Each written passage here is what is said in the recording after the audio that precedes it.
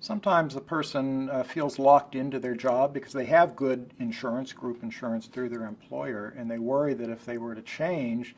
then having Marfan syndrome themselves, having a spouse with it, having a child with it, could be used against them in terms of their ability to get equivalent or even better health insurance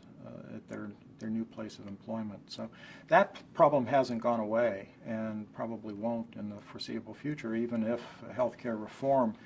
proceeds as it currently is legislated. But it's something we discuss as part of our educational program for a newly diagnosed person, that they have to be aware of what the limitations are in health insurance. Sometimes they have to plan major surgery around finishing college or changing jobs.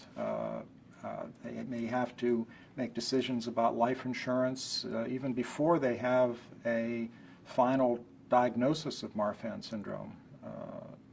just so that they can be honest about it and yet be able to qualify. We often recommend that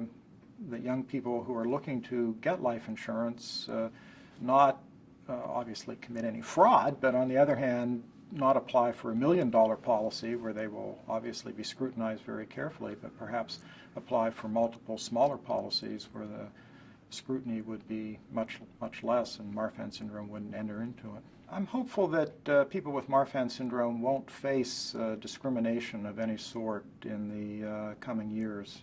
We've done something to eliminate that in the United States with the Genetic Information Non-Discrimination Act and health insurance, and with healthcare reform,